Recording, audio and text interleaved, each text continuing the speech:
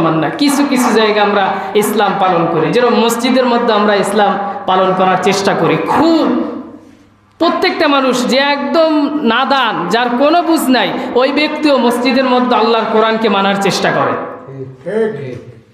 মসজিদের মধ্যে যদি আমি এখন আমার অ্যান্ড্রয়েড ফোনে যদি গান বাজাই, আপনারা কি কেউ আমাকে এখানে গান বাজাতে দেবেন?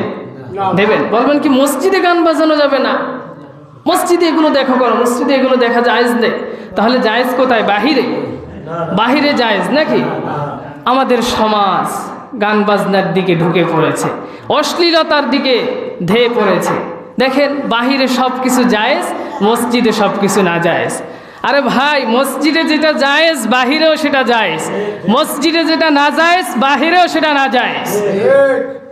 আমাদের সমাজটা এমন হয়ে গেছে, সমাজের মধ্যে আমরা এইভাবে ইসলাম পালন করতেছি, কিছু কিছু জায়গায় আমরা ইসলাম গ্রহণ করতেছি, আমরা সব জায়গায় ইসলাম পালন করি না। আমাদের সমাজে আমাদের ছেলে সন্তান বিবাহ দিই, কেন দিই? আমরা মুসলমানরা কেন দিই?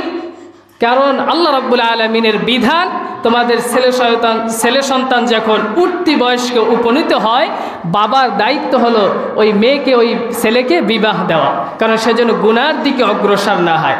এটা কি কাজ? একটা মহৎ কাজ না? হালাল কাজ। আল্লাহ রাব্বুল আলামিনের আইন পালন করতেছি। আরেকটি কারণ হলো তাদের দ্বারা সন্তানরা আসবে দুনিয়ার মধ্যে, আল্লাহর নবীর উম্মত বাড়বে, তারা দুনিয়ার মধ্যে ইসলাম প্রচার করবে। এই জন্য আমরা এই বিয়ার আয়োজনগুলো করি। কিন্তু আমাদের সমাজে দেখবেন এসে বলে, হুজুর আমার সন্তান আমার কথা শোনে না, বলে না? হুজুর আমার সন্তান কোনো বিলে আমার খেদমত করতে চায় না, আমার সঙ্গে খারাপ ব্যবহার করে, খারাপ আচরণ করে।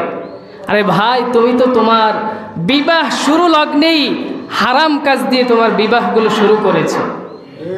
তা তোমার ঘরের মধ্যে ভালো সন্তান আসবে কেমনে, আর তোমার খেদমত করবে কেমনে, সমাজের মানুষের কথা শুনবে কেমনে?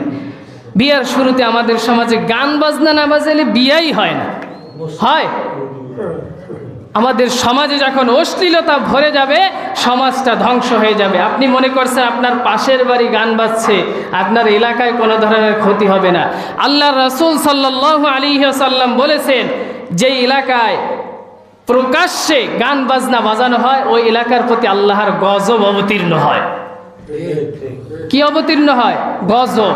আর আমরা নিশ্চুপতে বসে থাকি, কত সুন্দর পাশে বসে শুনি, কিছু বলার থাকে না, কারণ আমাদের সমাজে আমরা এখনো এই কোরআনকে আনতে পারিনি। যদি আনতে পারতাম, প্রকাশ্য গান বাজানোর সাহস কখনো কোনো মুসলমান করতো না। এজন্য আমাদের সমাজকে আমাদের পরিবর্তন করতে হবে। আপনি একা একা গান শুনবেন, আপনার একার পাপ হবে।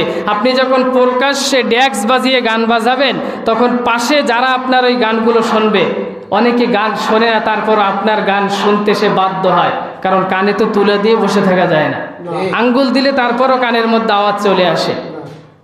কি হবে তখন? আল্লাহ রাব্বুল আলামিন সকল এলাকার যত মানুষ আপনার গানের ওই আওয়াজ শুনতেছে, ওই সব পাপ আপনার আমল নামায় দিয়ে দেবে। তাহলে আপনার জিন্দেগি কি লাভ? এই যে গেল 1 নম্বর আমরা হারাম কাজ দিয়ে শুরু করলাম বিয়ে। 2 নম্বরে আমরা একটু অপ্রাসঙ্গিক কথায় যাচ্ছি, কারণ না গেলেই নয়, সমাজে যে অশ্লীলতা শুরু হয়েছে। এরপরে আমরা সবাই মিলে অবৈধভাবে, যাদের সঙ্গে দেখা দেয়া জায়েজ নাই, তারা সব মিলে নাচ গান, হাই হুল্লোড়, কত কিছু, রং মাখামাখি, কত কিছু করে না কি? আপনারা কথা বলেন, আপনাদের সমাজে আল্লাহর রহমতে নেই নাকি? গাজীর ঘাটের মানুষ একদম ভালো। আল্লাহ, এই সমাজ যদি পরিবর্তন আমরা না করতে পারি, এই যে বিবাহ দিচ্ছে, এই বিবাহ দ্বারা কোনো ফায়দা হবে না। এরপরে আপনি যদি এসে বলেন, হুজুর আমার সন্তান কেন আব্দুল কাদের জিলানী হলো না? সম্ভব? আপনার ওই মেয়ের দ্বারা, ওই ছেলের দ্বারা কখনো আব্দুল কাদের জিলানী আসতে পারে না, ওর দ্বারা আসবে ইরশাদ শিকদার। এর থেকে ভালো কিছু আসবে না। ফেরাউন নমরুদের মতো লোক আসবে ওই ছেলে সন্তানের দ্বারা। ভালো কোনো সন্তান তাদের দ্বারা জন্ম হতে পারে না, কারণ তাদের বিয়ের শুরু লগ্নে আপনি গান বাজনা দিয়ে হালাল জিনিসটা হারাম করে ফেলেছেন।